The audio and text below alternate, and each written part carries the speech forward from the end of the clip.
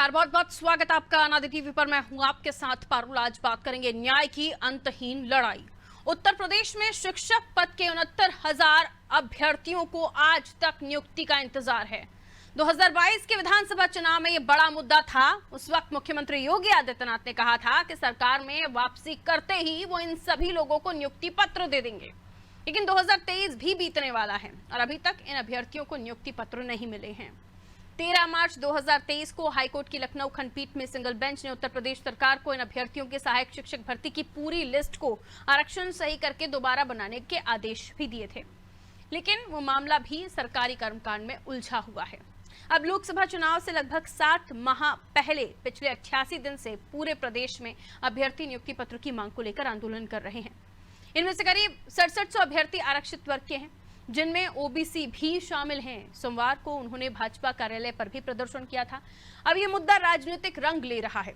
जातिगत जनगणना की मांग करने वाले दलों से प्रदर्शनकारियों ने पूछा है, मांग की है, कहा है कि पिछले बार से लेकर उनका ये मानना है, कहना है कि पहले उन्हें न्याय दिला दीजिए। उनका कहना है पहले हमें तो न्याय दिला दो, उसके बाद जाति जनगणना की बात करना। दूसरी तरफ भाजपा को भी प्रदर्शनकारियों ने चेतावनी दे ही दी है कि यदि 2024 के लोकसभा चुनाव से पहले इस मुद्दे का निराकरण नहीं किया गया तो दलित और ओबीसी समाज मतदान का बहिष्कार कर सकते हैं। उत्तर प्रदेश के विशाल मतदाता समूह के बीच 69,000 लोगों की संख्या इतनी महत्वपूर्ण नहीं है, लेकिन इनसे जो लोग जुड़े हुए हैं उनकी तादाद का अंदाजा लगाइए जरा, तो वो बड़ी हो सकती है और भारी हो सकती है। और ये असंतोष आने वाले लोकसभा चुनाव में बड़ा मुद्दा भी बन सकता है। इसी पर सियासत भी हो रही है। आज हम इसी पर चर्चा करने की कोशिश करेंगे, लेकिन कुछ प्रतिक्रियाएं हैं वो आपको दिखा देते हैं। उत्तर प्रदेश में 1090 जैसी समाजवादी पार्टी की सरकार में महिला सुरक्षा को लेके बनी हेल्पलाइन की महिला कर्मचारी वो अपनी मांगों को लेकर धरने पे बैठी हुई। 69,000 भर्ती वाले शिक्षक वो भारतीय जनता पार्टी के कार्यालय के सामने धरना प्रदर्शन कर रहे हैं और उत्तर प्रदेश के नौजवानों को भारतीय जनता पार्टी के पदाधिकारी उनके परिवार वालों को बिहार में नौकरी मिल रही। उत्तर प्रदेश सरकार नौजवानों के साथ धोखा देने का काम कर रही है। आने वाले समय में उत्तर प्रदेश का नौजवान भारतीय जनता पार्टी को सबक सिखाने का काम करेगा। लगातार योगी सरकार की मंशा नहीं है कि युवाओं को रोजगार दे पाए। आज उसका जीता जाता उदाहरण है कि निश्चित तौर पे आज युवा कहीं ना कहीं इनकी सरकार से उत्पीड़ित है। 69,000 भर्ती का मामला पहले दिन से चल रहा है। लगातार जो अभ्यर्थी हैं वो सरकार के सामने सवाल कर रहे हैं, उनके खिलाफ आवाज़ उठा रहे हैं। कहीं ना कहीं उनको डिटेन करने का काम किया जाता है, उनको जेल में डालने का काम किया जाता है। तो मैं समझता हूं कि ये सरकार जो युवाओं की बात कह करके आई थी, जिसने कहा था कि सरकार बनने के 90 दिनों के अंदर हम 10 लाख पद सृजित करेंगे, आज क्या हुआ? आज कहीं ना कहीं जो भी सरकार के खिलाफ रोजगार के लिए आवाज़ उठाता है उस पर लाठीचार्ज किया जाता है, उसको जेल में डालने का काम किया जाता है। निश्चित तौर पे 6 महीने के बाद में चुनाव होने वाले हैं। यही युवा, यही किसान, यही नौजवान सरकार बदलने के लिए तैयार है। तो शिक्षक अभ्यर्थी अपनी मांगों को लेकर, अपनी मांग नहीं, नियुक्ति पत्र जो उनका अधिकार है, जिसका वादा योगी सरकार ने किया, 2023 पूरा होने वाला है, अभी पूरा नहीं हुआ और लोकसभा चुनाव से पहले 88 दिन से लगातार अपनी मांगों को लेकर आंदोलन कर रहे हैं। हमारे साथ मेहमान जुड़े हुए हैं, परिचय करा देती हूँ आपका। सबसे पहले आलोक त्रिपाठी जी मेरे साथ जुड़ रहे हैं, वरिष्ठ पत्रकार हैं आप। आलोक जी, बहुत बहुत स्वागत करती हूँ और आप ही से समझने की कोशिश करूंगी शिक्षक अभ्यर्थी जो आंदोलन कर रहे हैं उस पर किस तरह से आप दलों की राजनीति देख रहे हैं, सियासत देख रहे हैं और 2024 से पहले कितना बड़ा मुद्दा बनने जा रहा है?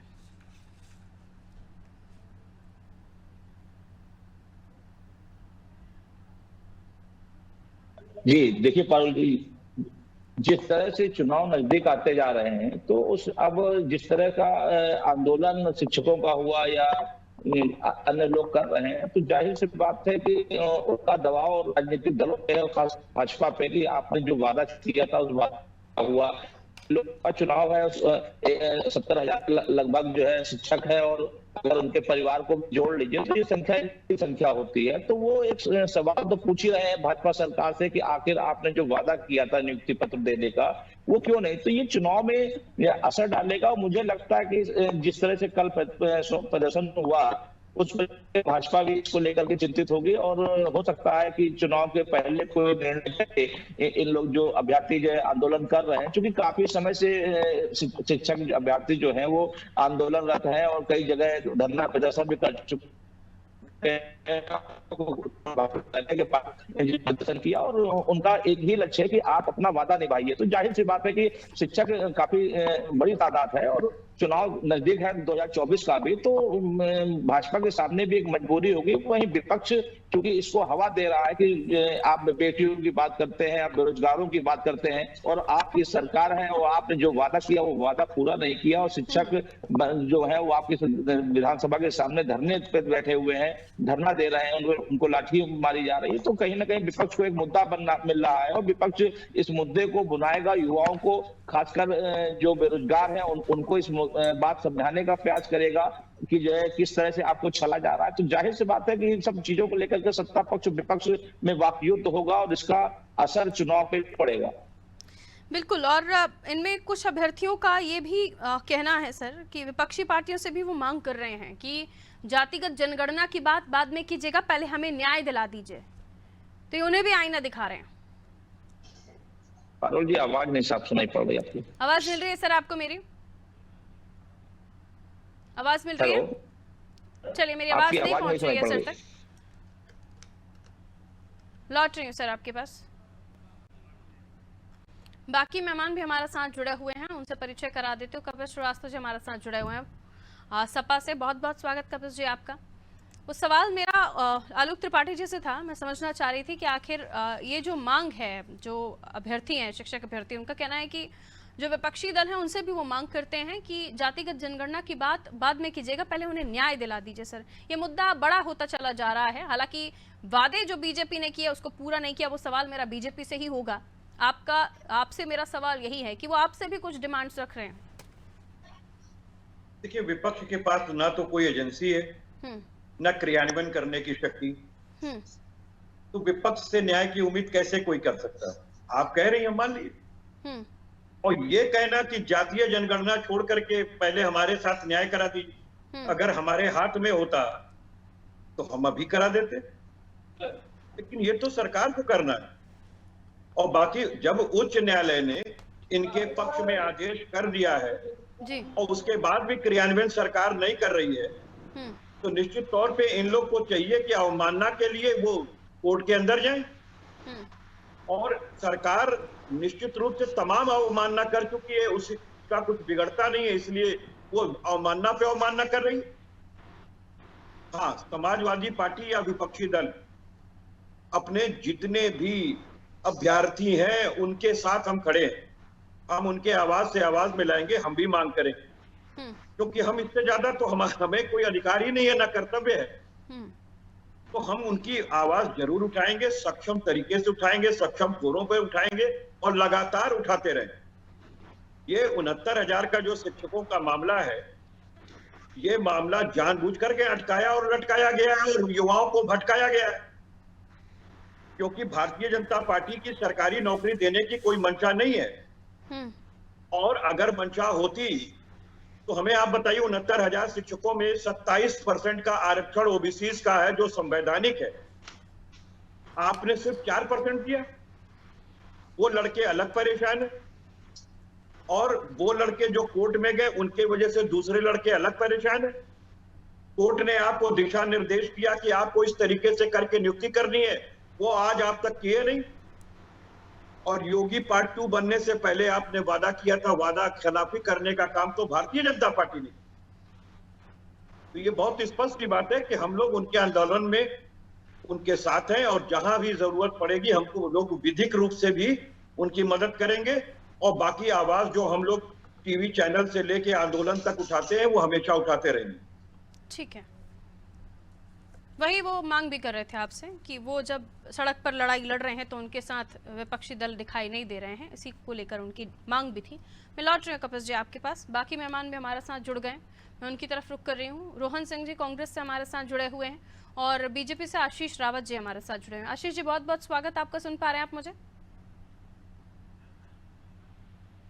माफ कीजिए, बालकृष्ण जी हमारे साथ जुड़े हुए हैं भारतीय जनता पार्टी से। बालकृष्ण जी, बहुत बहुत स्वागत आपका। सुन पा रहे हैं आप मुझे?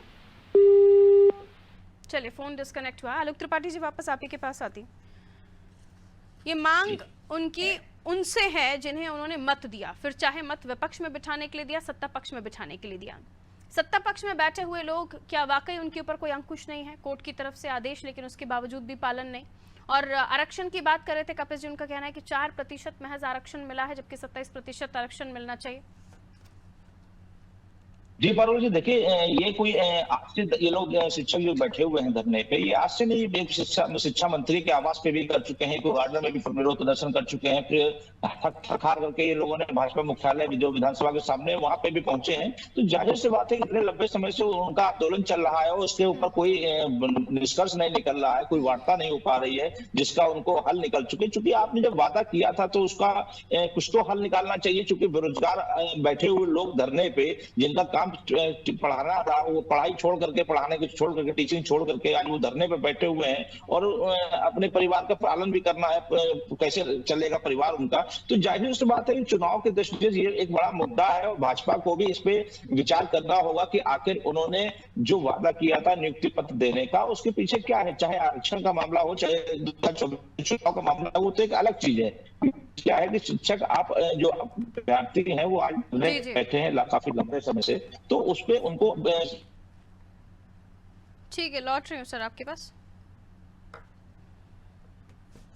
बालकृष्ण जी, आवाज मिल रही है आपको? जी जी मिल रही है। बहुत बहुत स्वागत सर, बीजेपी का पक्ष रखने के हमारे साथ जुड़े हुए हैं। बालकृष्ण जी, वादा किया वो निभाया नहीं और अब भी वो आसार नहीं दिख रहे। ये भी कहा जा रहा है कि कोर्ट की तरफ से आदेश, लेकिन उसका पालन भी आप लोग नहीं कर रहे हैं, अवमानना कर रहे हैं। क्यों आखिर 88 दिन से लगातार ये जो अभ्यर्थी शिक्षक हैं, ये अपने नियुक्ति पत्र को लेकर मांग कर रहे हैं, जिसका वादा आप 2022 में कर चुके हैं? निश्चित रूप से सरकार ने कोई वादा किया है तो उसको 100% पूरा करेगी।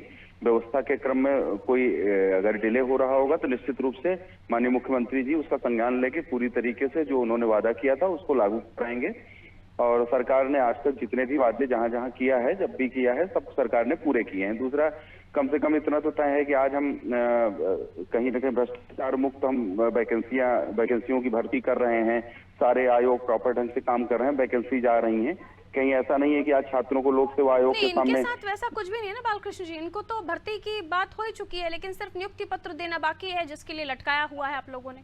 नहीं, बिल्कुल नहीं लटकाएंगे। निश्चित रूप से सरकार इस पे काम करेगी और निर्णय लेगी और इन लोगों के हित में निर्णय लेगी। 88 दिन में निर्णय नहीं हो पाया, शिक्षा मंत्री से लेकर तमाम जगहों पर ये लोग धरना दे चुके हैं। एक तो आपने हमको लेट जोड़ा है, विषय हमको पता नहीं था, इसलिए हम उसको ठीक से समझ नहीं पाए। बहुत गंभीरता के साथ आपको बता दें। हो गया अभ्यर्थी शिक्षक लगातार 88 दिन से आंदोलनरत है। हाँ, निश्चित रूप से आंदोलनरत है, लेकिन उसका उनका क्या मुद्दा है और किस कारण से कोई डिले हो रहा है, उस विषय में हमने कोई नियुक्ति पत्र मांग रहे हैं। निश्चित रूप से यदि विधिक रूप से उनकी नियुक्ति हुई है और सारी चीजें ठीक है तो निश्चित रूप से उनको नियुक्ति पत्र मिलेगा, इसमें कोई संदेह नहीं होना चाहिए। तो फिर वही बात है सर, अब आपका ये कहना है कि भाजपा की सरकार, भारतीय जनता पार्टी की सरकार है। भारतीय जनता पार्टी में किसी के भी साथ किसी भी प्रकार का अन्याय नहीं हो सकता है, न किसी वर्ग के साथ, न किसी दोस्त। 2022 से 2023 नवंबर हो रहा है और वो शिक्षक अभ्यर्थी जिसको नौकरी के लिए आपने आश्वासन दे दिया भर्ती का, और अब नियुक्ति पत्र नहीं दे रहे हैं, वो 1 साल से कैसे कर रहा होगा सर? कैसे अपना काम चला रहा होगा? एक परिवार में एक शख्स है जो कमाने वाला है, उसे तो आज दे रखी है आपने, ना वो इधर का ऊपर है ना उधर का ऊपर है। नहीं, निश्चित रूप से सरकार इस पे निर्णय लेगी और सरकार निर्णय लेके काम करेगी, इसमें कोई संदेह नहीं है। 1 साल में ऐसा कौन सा सिस्टम आपका काम कर रहा है जो 1 साल में ये नहीं समझ पा रहा है कि नियुक्ति पत्र जिसका वादा आप कर चुके हैं वो देने भी है नहीं देने हैं? नहीं, नियुक्ति पत्र ये मैं फिर बता दूं गंभीरता के साथ, क्योंकि आपने मुझे जोड़ा है और ये विषय मुझे पता नहीं है एग्जैक्टली, मैं आपको एग्जैक्ट बात बता पाता कि क्या हो रहा है। तो क्या है, अभी अचानक से आगे बात करने का कोई वही नहीं बनता, क्योंकि आप हाँ, जब नहीं बनता है, वही आपके पास है नहीं, कोई मेरा वो है जानकारी है नहीं कि मसला आपके पास उसका इलाज ही नहीं है। जी, बहुत बहुत शुक्रिया बालकृष्ण जी हमारे साथ जुड़ने के लिए। जब डिटेल पता ही नहीं है तो फिर मैं क्या ही बात कर सकती हूँ त्रिपाठी जी इनसे, और क्या ही हमारे दर्शकों को इसका जवाब मिलेगा। बार बार हर सवाल के जवाब में उनका ये कहना कि हमें लेट जोड़ा गया है, हमें पता नहीं है। अब आप पार्टी का पक्ष रख रहे हैं और आपको अपनी पार्टी के अंदर की जानकारी नहीं है, तो फिर मुझे नहीं लगता कि मुझे आगे उनसे सवाल कोई और भी पूछना चाहिए। त्रिपाठी जी, मसला ये है कि जब कोई ऐसा आपको लगता है कि नियम होना चाहिए कि सरकार वादा कर रही है या सरकार आने से पहले वादा कर रही है, क्योंकि यही मध्य प्रदेश में भी हुआ था कि कर्ज माफी का वादा किया था, उसके बाद वो कलरों में उनके जो फॉर्म है वो बना दिए गए थे कि इसका इतना कर्ज है, ये इस कलर में आता है, इतना इसका कर्ज है, नीले पीले हरे। ये वादे जो करते हैं उसके बाद नहीं निभाते हैं तो जनता तो ठगी गई। इसका इलाज क्या होना चाहिए त्रिपाठी जी? जी देखिए पारुल जी, जब चुनाव होते हैं तो चुनाव में ये राजनीतिक दल बड़े बड़े वादे करते हैं लोगों को लुभाने के लिए, युवाओं को, महिलाओं को, अलग अलग जातियों को, धर्मों को लुभाने के लिए अलग अलग वादे करते हैं। लेकिन ये इतने वादे कर देते हैं, इनको खुद नहीं याद रहता है कि जब इनकी सत्ता आती है कि हमने क्या क्या वादे जनता से किए हैं। नहीं है, डिस्कनेक्ट हो गए हैं और उनको हमने थैंक यू बोल दिया, तो प्लीज स्क्रीन से हटा दीजिए। जी आप कंप्लीट कर लीजिए त्रिपाठी जी। जी, तो उनको ये याद नहीं रहता कि हमने कितने वादे जनता से किए हैं और कितनों का हल निकालना है, कितने। तो कुछ वादे तो ऐसे ही जो वादे कर देते हैं उसके बाद उनको ध्यान ही नहीं रहता है, वो ऐसे ही सोचते चलता रहेगा। लेकिन आपने वादा किया, आपने इतने करीब 70,000 शिक्षकों की भर्ती का वो हुआ, आपको नियुक्ति पत्र नहीं दे रहे हैं। जबकि अगर देखें तो जो राष्ट्रीय पिछड़ा वर्ग आयोग है उसने भी माना है कि 5,844 जो सीटें थी उस पर कहीं ना कहीं कुछ गड़बड़ हुई है। तो कहीं ना कहीं ये सब चीजें हैं जिनको बैठ करके सरकार को, अधिकारियों को, मंत्रियों को आपस में सामंजस्य बनाना होगा। और साथ ही जो आंदोलन में जो अभ्यर्थी हैं उनके भी बीच के जो नेता हैं, उनके जो नेतृत्व कर रहे हैं आंदोलन का, उनके लोगों को भी बैठ करके इस समस्या का हल निकालना होगा। और उनकी जो जुनूनी मांगे हैं, जो उनकी वाकई वाजिब मांगे हैं, जो उनको नियुक्ति पत्र मांग रहे हैं या जो भी बीच में एक उसका रास्ता है, उसको निकालें और उन लोगों की समस्याओं को निराकरण करें, जिससे का सब मैसेज भी जाएगा। साथ ही जो परिवार घर छोड़ करके आज यहाँ विधानसभा के सामने बैठ करके पिछले लंबे समय से धरने पे बैठे हुए हैं और तरह तरह के आंदोलन कर रहे हैं, और ऐसा भी नहीं कि उन्होंने आज यहाँ किया, इसके पहले वो मंत्री के आवास में भी कर चुके हैं, इको गार्डन में भी किया। लेकिन सरकार क्यों नहीं इस पर ध्यान दे रही है, ये एक बड़ा सवाल है। सरकार को, मंत्री को, अधिकारियों को इस पर वार्ता करनी चाहिए और इसका जो भी हल हो उसका निकालना चाहिए। रोहन सिंह जी हमारे साथ कांग्रेस से जुड़े हुए हैं। रोहन सिंह जी, क्योंकि विपक्ष में आप भी हैं वहां पर, और इन शिक्षक अभ्यर्थियों का ये मांग है कि विपक्षी पार्टियां भी इनका साथ दें और सड़क पर इनके साथ आएं, क्योंकि 88 दिन से आंदोलन कर रहे हैं और कोई भी नेता, राजनेता इनको सपोर्ट करने नहीं पहुंचा है। पारुल जी नमस्कार, गुड इवनिंग। पारुल जी, एक देश में ट्रेंड चलना शुरू हुआ है कि आंदोलन को गैर राजनीतिक बनाया जाता है। एक ये शुरू हुआ था अन्ना के आंदोलन के समय से। तो लोग जो आंदोलन का नेतृत्व कर रहे होते हैं, जो आंदोलन का मैनेजमेंट कर रहे होते हैं, वो पहले दिन से लाइन ले लेते हैं, कहेंगे आंदोलन को गैर राजनीतिक बनाएंगे। अब जब जो लोग राजनीति में हैं, जो लोग जनता के हक की लड़ाई लड़ते हैं, उनको पहले बाहर कर देते हैं, अपने साथ में तो लेते नहीं। आप कहेंगे आंदोलन को गैर राजनीतिक बनाना है।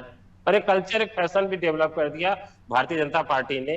तो होता क्या है कि उसी में उनके लोग इन्फिल्ट्रेट करते हैं आंदोलन को बेपटरी कर देते हैं और आंदोलन खत्म हो जाता है। यही लगातार पिछले 10 सालों से होता आ रहा है। पिछले 6-7 उत्तर प्रदेश में भी यही हो रहा है। रही बात इसमें आरक्षण वाले मामले की, आप खुद समझिए ना कि जब सरकार का मंतव्य क्या है, सरकार किस नजरिए से सोच रही है, तभी तो जातिगत जनगणना पे इनका स्टैंड साफ नहीं, तभी आरक्षण पे स्टैंड साफ नहीं है। और आखिर में ये वैकेंसी फंसी कैसे, आप देखेंगे तो आपको लगेगा कि आप उसको पूरे घटनाक्रम को क्रोनोलॉजिकल वे में देखेंगे तो आपको लगेगा कि जैसे जानबूझ के किया गया है। सरकार की तरफ से ये लापरवाही है, सरकार की तरफ से जो इस मामले की पैरवी कर रहे थे हाई कोर्ट में और सारी जगहों पे, उनकी तरफ से ये लापरवाही हुई है और इसको कोई जवाबदेही तय करने वाला नहीं है। अब आंदोलन, विपक्षी दल से अपेक्षा करी जाती है कि वो आंदोलनकारियों का साथ दे। हमेशा से हम लोग इसकी लड़ाई लड़ रहे हैं, हमेशा उनके साथ खड़े हैं। जब भी जो लोग रहे हैं उनको मदद करी जाती है। अभी जब इन लोग आंदोलन को गैर राजनीतिक रखे तब तक तो कुछ करा नहीं जा सकता है। हाँ, उनको लगे कि हाँ अब इसमें सिविल सोसाइटी से लेके राजनीतिक दलों सबको साथ में होना चाहिए, सही जायज की लड़ाई है, सभी खड़े होंगे, उसमें राजनीतिक गैर राजनीतिक बनाने की कोई बात ही नहीं है मेरा। लेकिन अब जैसे हमारे अभी भारतीय जनता पार्टी के साथी आए, बोल कर गए कि उनको पता ही नहीं है कि किस विषय पे बात करने आए, तो उसका मतलब समझिए वो कितनी गंभीरता से इस चीज को ले रहे हैं। अभी 112 जो डायल वाली बच्चियां थी उनके साथ कल पर से बैठी हुई थी, आज किस तरह से पुलिस ने धरने उठाया लखनऊ में। तो विरोध की आवाज तो बर्दाश्त होती ही नहीं अब किसी को। अब विरोध की आवाज कोई सुनना नहीं चाहता है। हर कोई जो आदमी विरोध में या गलत पे सवाल उठाता है वो आंख में चुभता है, पहले ऐसा नहीं था। अभी ये इनको चाहिए होता है कि जो जय जयकार हो, जो सही है सही है सही है बोलते रहे वही लोग इनको पसंद है। जो लोग सच बोल रहे होते हैं, जो लोग गलत चीज को खिलाफ बोलते हैं, मुखालफत करते हैं, वो इनको रास नहीं आते, ये या तो वो उनके खिलाफ मुकदमे इम्पोर्टेंट बात होते हैं, रखी है जेल आपने, भेज दिए जाते और हैं। मैं आलोक त्रिपाठी जी आपसे ही इस बात को आगे बढ़ाऊंगी कि पहले एक वक्त होता था जब विपक्षी पार्टियां भी कई जो आंदोलन होते थे छोटे बड़े उनमें दिखाई देती थी, लेकिन फिर उन आंदोलन में जो मांग करने वाले जो वाकई पीड़ित होते थे उनके आंदोलन को राजनीतिक आंदोलन बताकर ये कह दिया जाता था फलानी पार्टी का आंदोलन है, इसमें जो पीड़ित हैं वो तो है ही नहीं। लेकिन अब जब वही पीड़ित किसी भी तरह का आंदोलन कर रहे हों उसमें वो ये कहते हैं कि हम गैर राजनीतिक कर रहे हैं, क्योंकि बाद में उनको राजनीति से जोड़ दिया जाता है कि ये फलानी पार्टी के लोग हैं। अब वो जब गैर राजनीतिक आंदोलन कर रहे हैं तो ये इन दलों का, विपक्षी दलों का कहना है कि हम अगर जुड़ भी जाएं तो वो राजनीतिक आंदोलन उनका है नहीं, हम जुड़ जाएंगे तो राजनीतिक आंदोलन हो जाएगा। इसका क्या हल है? क्या ये सब चीजें से हम विपक्षी पार्टियों को ना बोलें कि आप भी इनकी लड़ाई में शामिल हो, या वो खुद ना बुलाएं? क्या इसका हल देख रहे हैं, या गंभीर है भी या नहीं इतना? नहीं, देखिए पारुल जी, जब पहले इस तरह की चीजें नहीं थी, जब जैसा कांग्रेस प्रवक्ता ने कहा, बात सच है, लेकिन क्या धीमे धीमे क्या हुआ कि जब कोई अपने जो वाकई मांगे होती थी उन मांगों को लेकर जब आंदोलन करते थे तो उसमें कुछ जब राजनीतिक दल जुड़ते थे तो एक ये मैसेज देने शुरू कर दिया जाता था कि ये फला पार्टी के द्वारा आयोजित ये आंदोलन है। तो उससे क्या होता था कि वो जिस दिशा में आंदोलन होता था उसकी दिशा मोड़ दी जाती थी। उससे बचने के लिए अब इस तरह के जो शिक्षकों वगैरह से आंदोलन चल रहा, तो उन्होंने कहा कि ये किसी राजनीतिक दल से प्रेरित होकर के या किसी राजनीतिक दल के विरोध में आंदोलन नहीं है, ये उनका अपना आंदोलन है, उनकी अपनी जायज मांगों को लेकर आंदोलन है। और रही बात विपक्ष को, तो विपक्ष का हमेशा से काम रहा है कि वो जो दबे कुचले शोषित समाज के जो लोग हैं, जो सरकार से न्याय के लिए भटक रहे हैं, उनका साथ दे और उनकी आवाज को अपनी आवाज के साथ मिला करके विधानसभा के अंदर से लेकर के लोकसभा के अंदर तक पहुंचाने का काम करें, ये विपक्ष का काम होता था। की आवश्यकता है, तभी लोकतंत्र में, राजनीति में, राजनेताओं से वाकई ये सरोकार उन लोगों का होगा कि उनके लिए ये लड़ रहे हैं, वाकई राजनीति समाज सेवा के लिए बची है, ये थोड़ा बहुत विश्वास उत्पन्न होना शुरू हो जाएगा। त्रिपाठी जी की बातों से कपिल जी कितना सहमत? छोटा सा सर इस पर आपका कमेंट। ये हम बहुत स्पष्ट सी बात कह रहे हैं, ये भयंकर अन्याय किया जा रहा है बच्चों के भविष्य के साथ।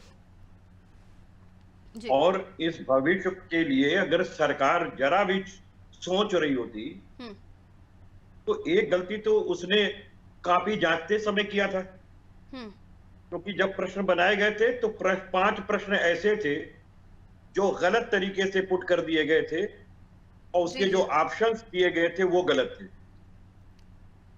तो वहां पे भी एक डिस्कशन चला, काफी लंबी लड़ाई लड़ी बच्चों ने।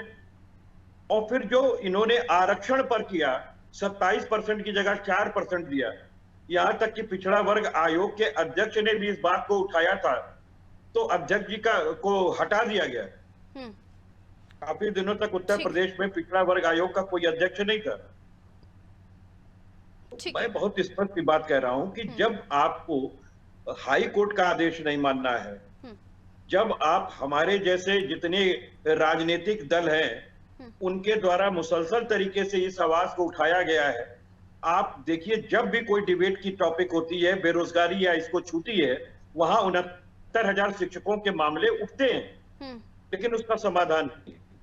ये बच्चे लगातार इतने दिनों तक लगातार आंदोलन कर रहे हैं, क्या कान पे जूं रेंग रहा है? तो ये सबसे बड़ी बात है कि सरकार इनका, मैंने पहले भी आपसे कहा कि सड़क पर जब अकेले हैं तब इनका कहना है, मीडिया से बाइट करते समय ये बता रहे हैं कि इनको किसी का साथ नहीं मिल रहा। और रोहन जी भी कह रहे हैं कि अगर ये राजनीतिक आंदोलन नहीं है तो उनकी मौजूदगी होनी चाहिए, नहीं होनी चाहिए। बहरहाल अब ये उन अभ्यर्थियों की, शिक्षक अभ्यर्थियों की मांग है कि कितना आप लोगों का साथ उनको सड़क पर भी मिलता है, ये आने वाले समय में आप लोग समझिए। खैर, बहुत बहुत शुक्रिया आप सभी का हमारे साथ चर्चा में जुड़ने के लिए। उत्तर प्रदेश की हम बात कर रहे थे, 69,000 शिक्षक अभ्यर्थी जो नियुक्ति पत्र की मांग कर रहे हैं।